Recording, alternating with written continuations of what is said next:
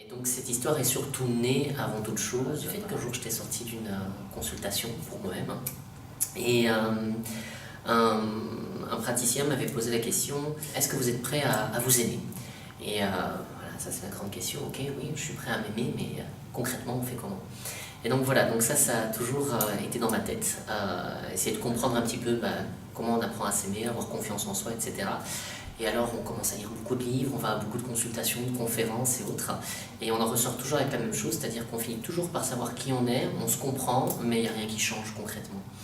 Et donc j'ai eu ce besoin, on va dire, un petit peu d'aller chercher partout et de rassembler l'information, de compulser un petit peu comme un livre et avoir un mode d'emploi, on va dire, de comment apprendre à s'aimer et savoir quelles étaient nos limites et les raisons de ces limites.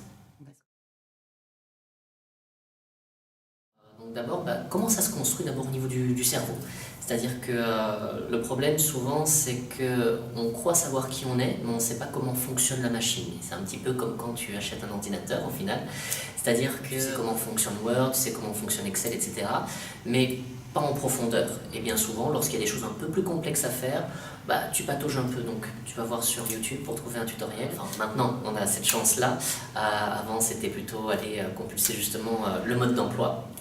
Et justement, je pense que c'était important d'abord de savoir pourquoi est-ce qu'on est parfois limité dans nos changements, pourquoi bien qu'on ait tout compris et qu'on essaye d'agir différemment, il y a encore des choses qui ne se mettent pas toujours en place. Et pour moi, donc, c'était essentiel d'abord de comprendre au niveau du cerveau ce qui se passait.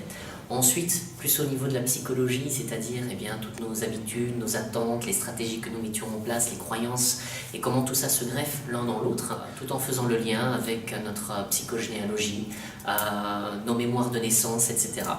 Et ensuite, la dernière partie, on est beaucoup plus sur l'idée du transpersonnel, c'est-à-dire comment moi, en tant qu'individu, je crée un champ et que ce champ, quelque part, répond à mes propres croyances, etc. Donc je pense qu'il y en a pour tout le monde, c'est-à-dire autant pour ceux qui ont besoin de quelque chose de plus carré et plus scientifique, que ceux qui sont plus portés vers quelque chose, on va dire, de plus spirituel, si on a envie de dire, ou plus lié à la conscience. Peut-être parce que justement à un certain moment tu ne sais pas quelle est cette réponse, c'est-à-dire comment on apprend concrètement à s'aimer et à réavoir confiance en soi.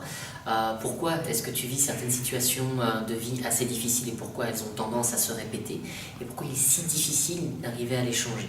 Donc là ici c'est justement apporter des réponses concrètes sur ce fonctionnement-là et ensuite de les appliquer différemment par rapport à ta vie. Donc c'est vraiment essayer d'apporter des outils que tu peux utiliser le plus rapidement possible et savoir aussi prendre du recul par rapport aux événements de vie. Donc apprendre à faire ce qu'on appelle une espèce de lecture d'événements. Ça va être tout à fait très symbolique, mais qui te permet de voir un petit peu au-delà des situations et donner plus de sens. Donc je pense que venir, donc on va dire, à un séminaire, un atelier ou autre, c'est justement se permettre de faire plus de place par rapport à ce qu'on veut être, se réaligner et être beaucoup plus dans la cohérence entre ce qu'on pense, ce qu'on dit et ce qu'on fait.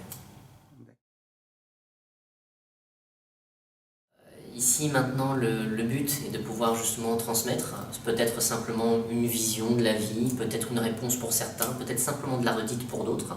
Donc au final c'est pas vraiment très important, l'essentiel c'est qu'est-ce qu'on va y trouver qui pour moi fera sens. Je pense aussi que ça permet peut-être de remettre on va dire de manière plus schématique les choses au clair pour chacun et de se dire que d'une manière ou d'une autre tout ce que nous vivons n'est que le miroir de ce que nous sommes. Et réapprendre à s'aimer, c'est aussi pouvoir accepter qu'il y a des choses qui ne sont pas forcément toujours super, comme nos ombres, entre autres, mais aussi le fait qu'une rupture amoureuse, un problème au niveau professionnel, un problème financier, une maladie, n'est que le reflet de ce que je suis et de ce que je m'accorde comme amour. Donc à partir du moment où je vais accepter qu'une situation rentre dans la vie, dans ma vie, eh bien, c'est me poser la question de quelle manière est-ce que je m'aime pour autoriser cette situation-là. Donc je pense que ça peut amener peut-être une autre façon de se questionner par rapport à soi, par rapport à ce qui nous entoure, et d'essayer d'agir différemment et de se faire un tout petit peu plus d'espace. Donc à la suite de ça, il y a on va dire des ateliers que je mets en place pendant quelques jours pour réapprendre justement à se positionner, savoir un petit peu comment tout ça fonctionne. Je crois que je dirais avant tout, c'est un chemin de reconnaissance, de s'accepter, de se respecter, de faire, comme je le disais tout à l'heure, faire plus de place à qui on est et oser être soi-même et l'assumer complètement. Voilà. Donc je pense qu'apprendre à s'aimer, c'est essentiellement ça, savoir comment on fonctionne personnellement, aussi comment la machine fonctionne, et puis ensuite comment est-ce que je vais inscrire tout ça dans ma propre vie en le respectant totalement.